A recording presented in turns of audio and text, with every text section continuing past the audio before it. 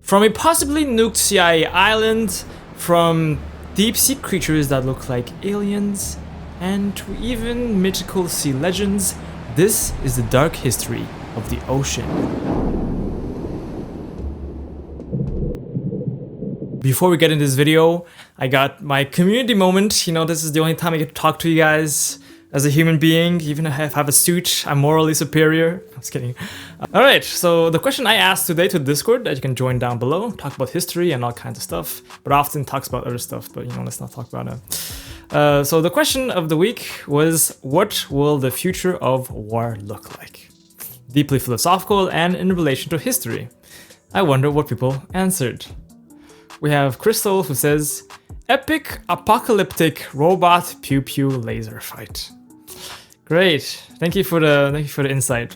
Our community has a lot of philosophical and especially she has lots of like historical topics and knows a lot of knowledge. Reduces this answer. Disappointing. Next. AI ChatGPT laser crypto firewall hardware robots skadoosh skadoosh. And that's all the answers I got.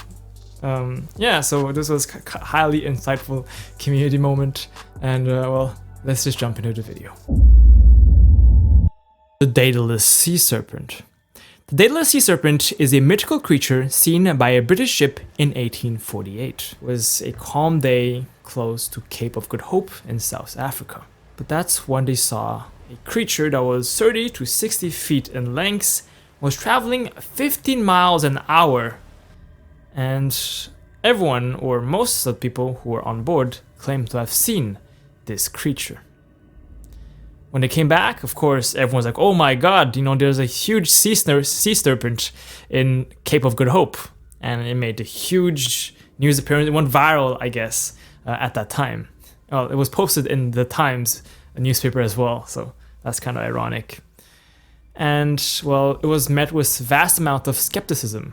People like Richard Owen, an evolutionist, or Charles Darwin, who was also an evolutionist, didn't believe this. They were like, nah, no, that's BS, There's no such thing as a giant sea serpent roaming the seas. All of you are crazy.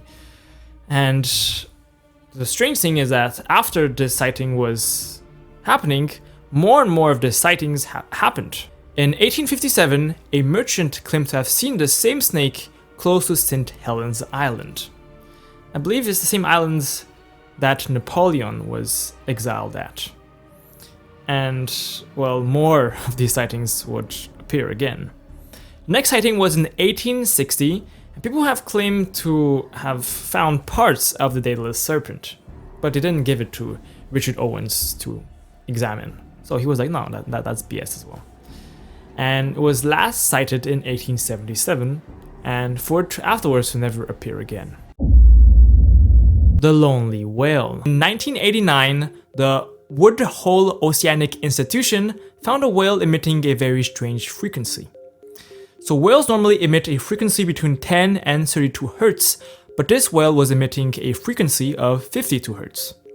So basically all the other whales thought he was weird and strange and wouldn't mate with him. And well, he's kind of forced to stay single. And single is not bad, but well, I guess in that case he's pretty lonely. And well, it was a goal. In 1992, people tried to search another whale who was emitting the same frequency, 52 Hz. And well, people couldn't find it. Apparently in 2010, they heard a whale song that apparently has the same frequency, 52 Hz. There might be another whale with the same frequency. The Flying Dutchman. The Flying Dutchman is a mythical legend of this ghost captain and the ghost ship, but apparently has hunted real people, and well, this is the story. So the Flying Dutchman is a mythical ship that was created in the 17th century, and it belonged to a captain called Hendrik van der Decken, and he was captain of the East Indies Company. In 1680, he was sailing alongside the Cape of Good Hope near South Africa, and suddenly he saw a huge storm. And instead of sailing through the storm or just saying, hey, I'm gonna set sail and relax, he cursed God, and he said to God, I'm gonna go through the storm, and I'm gonna go through it forever if I had to. And from that, God cursed him to sail the seas forever. And from that, God doomed him to sail the 7 seas forever. And that's where the myths of the Flying Dutchman came from. And that there was this ghost ship sailing the seas and was haunting the seas. And apparently, 200 years later, real people were haunted by this ship, allegedly. So the first sighting was the 11th of July 1881 aboard the HMS Bachanti. It was a ship of the Royal Navy, and they were sailing at the same place of the Flying Dutchman at the Cape of Good Hope.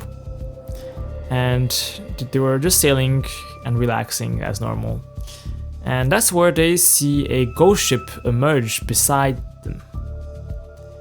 And they look at the ship and they see this ghost captain sailing the ship, the gloomy sails, the bells of the Flying Dutchman, and many are terrified. Some even die after whispering the Flying Dutchman.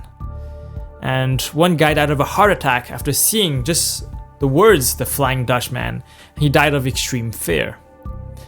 And one Englishman aboard the boat died 2 days later after seeing the Flying Dutchman.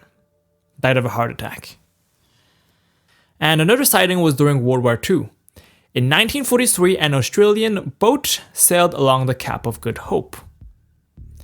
And suddenly, the boat disappeared. And the only evidence we have left, the only message we have left, is a radio message that says, Flying Dutchman. The Bermeja Phantom Island. So this island is quite strange because it used to exist on the map, but it just disappeared. And there's many theories about it. Some people say the CIA, some say it never existed. So here's all the research and everything we know about this island. So this first island appeared in 1539 by Alonso de Santa Cruz. He said that this island was quite strange. Had a reddish coloration, so there was the leaves that were red, the vegetation was red, so it was a very mythical island. And it would actually stay in this map until 1739 in the Imperial Mexican Atlas. And in 1789, the Spanish were looking at the map, like, oh, we want to see what is this reddish island, looks cool. So they actually go to that location and there's no island. And I was like, what the hell? And then in 1885, the USA and Britain both give responses. The USA was like, hey, never existed. There's no such a thing as this Bermeja Phantom Island. And then the British said, yeah, there was this island, but it sunk into the ocean. And strangely enough, it appeared again in 1921 in the Mexican Atlas. Now, it gets interesting in 1997. This island is very, very important so that Mexico has more of control over the ocean. Basically, would extend their territory. Then they were like, hey, we actually have that island. Then the US was like, oh, go find it. So the Mexicans go and there's no such thing as this island. And they basically lose the territorial claim. And that's kind of the end of the story. Now, there are many theories about this island, naturally. Why is the island and it disappeared? Some say it never existed, like the Spanish went to it and didn't find it, so it doesn't exist. Now, there are conspiracy theorists who say that the CIA actually sunk this island to benefit the USA. The Arkansas Fish Incident. The time where people in Arkansas believe it was the end of the world, when 100,000 fishes just died instantly. So this happened in 2011 on New Year's Eve. And the day before, there were 5,000 birds just falling out of the sky. And if you may not know, Arkansas is a deeply Christian state. So many people there believe it was the end of the world. Just imagine, you just wake up and you just like thousands of dead birds all across the city. It was definitely apocalyptic. But it gets worse. The next day, 100,000 fishes washes up the shore. This huge load of bodies, as you can see in this video. And, well, for a long time was unexplained and people were terrorized, as you may imagine. Now, the reason the scientists have said it happened was the birds was because of the fireworks. So on New Year's Eve, people would light fireworks and it just caused lots of stress for the birds and they just fell down and died. And for the fish, we're not sure. I searched a lot for it. We're not really sure what happened to these fish. We don't really have like an explanation. We have maybe a possible reason that there's some sort of virus that infected one type of fish. So it was all drumfish that was infected. So there was this illness that just targeted a single type of fish, but we're not really sure what's the name of it. We don't know why. The Oil Rig Atrocity.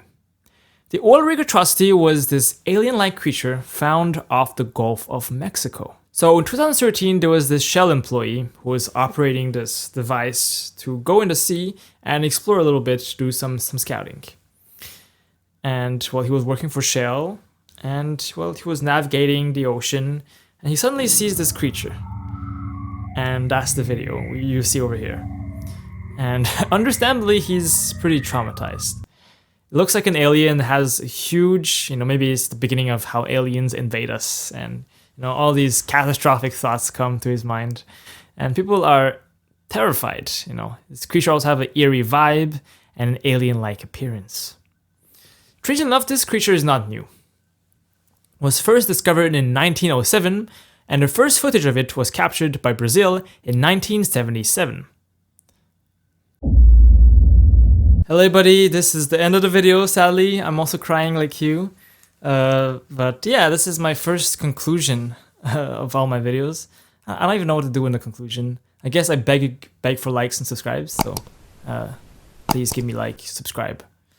In this video I tried to be more, I think my improvement was I tried to be more myself, I think. I don't know if you guys like it, so leave me a comment if you think it's good. But I like doing this. I think it's less pressure. So, last time I was talking about perfectionism and how it affects me. So I think this is like an easier way, but is it like a good way? I don't know. Just my reflections. But we can do like our little bits. This is our book recommendations of the week. It's a book I found in the library. It's called The Art of Living. I haven't really read it. I probably should read it, but I've taken a couple of pages. It goes through a lot of what my favorite artist has to say. So one of my favorite, writers is called Ryan Holiday. And well, he discusses a lot of I read the subtitles. I think there's a lot of things to learn from monks because they can live without all our superficial information. We have to be happy with a Lamborghini. We have to be happy with, or we have to be happy with finding the mythical sea squid. But they are able to live happily without all these material possessions, and I think there's something to be learned by it. So and also supporting my fellow Asians in their book writing journeys. So yeah, that's my book recommendation of the week. Get it at your local library, Amazon, I think probably.